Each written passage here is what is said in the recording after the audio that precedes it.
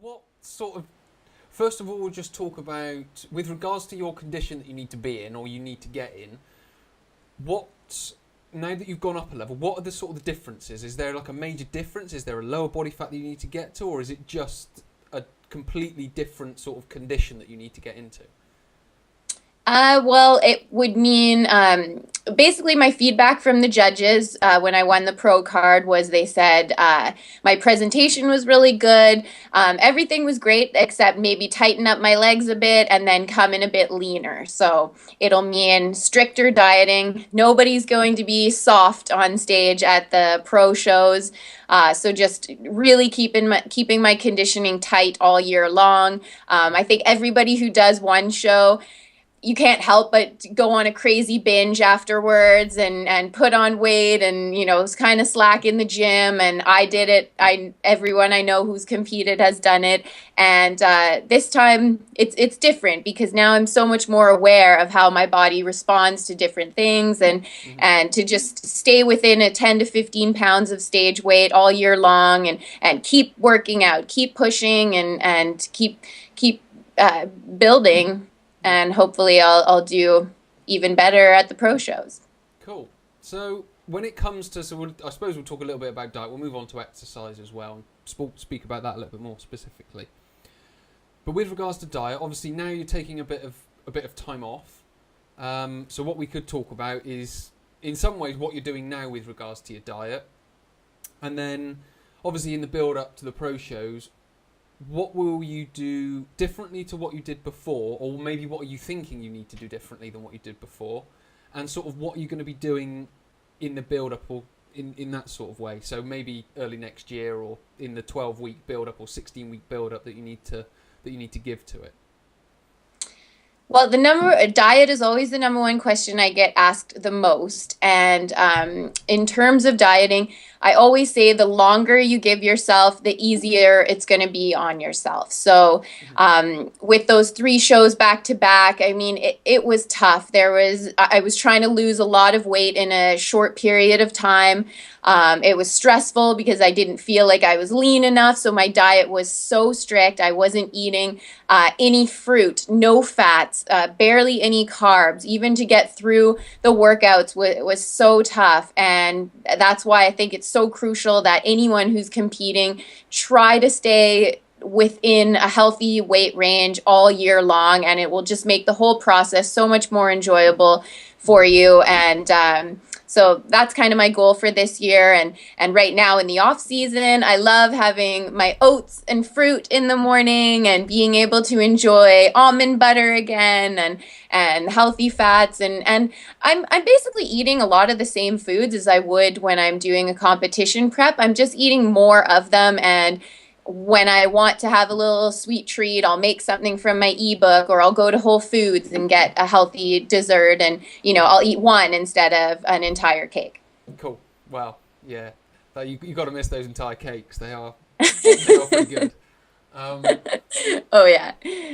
um, cool, because yeah, when I spoke to Derek Treesize a few sort of years back, he said a sort of similar thing, that it's not that you change much, it's more that you just eat a little bit less and eat a little bit more type of thing in the in season and off season. Whereas I don't know if but my understanding, I don't know what your understanding is, but when it comes to let's say an animal based diet of bodybuilding, they seem to change quite a lot.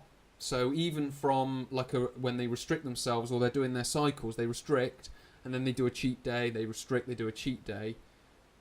I mean, for me, from listening to sort of both sides of the story, or both parties, it does seem that the vegan side is a little bit easier, because it's just eat the same things, but just eat less of it, or maybe change the ratio slightly. I mean, is that a fair assumption of I guess my limited understanding? I'm saying I'm gonna have a limited understanding because I'm not actually doing it. So is that? Yeah, it's constantly changing. The way I prep now compared to my first year is totally different. I did the cheat meal thing my first year, and I wouldn't consider that healthy, to be honest, because I would eat, like a bird all week long, and then Saturday night would roll around and I'd have that designated cheat meal, which would basically be an entire extra large family size pizza and 5 desserts from Whole Foods, and I'd eat until the point where I thought I was going to throw up. And Yeah. that's the evil side of competitive bodybuilding that leads to eating disorders and things like that. And then with my most recent preps, I wasn't doing cheat meals at all because I was just struggling to lose as much weight as possible in such a short period of time, and that was horrible too. So again, it just comes back to finding balance, and portions, not going crazy on foods year round. Treat yourself, enjoy it, savor those cheats when they do come up, but don't go crazy. And it should be pretty straightforward. Yeah. So with regards to, I don't know, a day's food, whether it be in season or off season, what might your meals look like? When would you eat them? Is it a pretty standard sort of breakfast, lunch, dinner with a few snacks in between, or are there many changes with that? And what would maybe those meals contain? So whether on or off season, I eat frequently. It's funny, people always say, "Oh, how are you hungry all the time? You're always eating." But like I said, I eat very small portions 6 times a day. So I don't know if you'd consider them meals because it's just a little bit of food. And I do pay pretty close attention to macronutrients. So protein at every single meal. I get at least 75 grams of protein a day. The closer I get to competition, that'll go upwards of like 125 grams sort of thing. Minimal fats. Carbs, I try to plan most of my carbs for the day before and after a workout, because then I find it gives me more energy and fuel to power through and lift heavier. And yeah, pretty much just I'll start the day with kind of oats, protein powder, and fruit.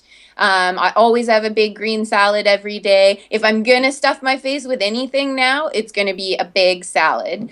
And in the on season, I'm eating so much asparagus. It's not even funny because it's a natural diuretic and it will help lean you out. In the off season, asparagus is the last thing I want to think about. I have not even looked at asparagus since my last competition, but I'll eat a lot of green veggies, kind of like the lower sugar fruits and vegetables. So I'll eat more berries and grapefruit and apples as opposed to like mangoes and the higher sugar content fruits.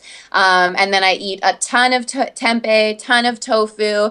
I know a lot of people are anti-soy, but I've been eating soy every day for almost 25 years, and clearly I've been able to grow some muscle eating it, and protein powder. And then another thing that'll change when I'm prepping for a show, I will kind of switch my protein powder to the plain one. So I'll eat like plain hemp, plain brown rice. And then in the off season, I'm loving having Vega, chocolate Vega back in my life, and lots of baking. I do tons of baking with protein powder, and yeah, carbs, yams, oats, squash. I love baked squash, quinoa. And another thing that I do now is I eat a ton of white rice, whereas before it was always brown rice. But I actually find that white rice works better for me, especially before a workout. I can feel the energy and I can feel the difference, whereas brown rice kind of makes me feel more bloated. And I don't do a lot of gluten. It's funny because all the other bodybuilders on my team, they were big into seitan. And I was really excited to get into it after the show, and I found it made me bloated. So different things work for different people. Yeah. For me, I like to stick with soy and protein powder as my main protein sources, and beans. I love beans.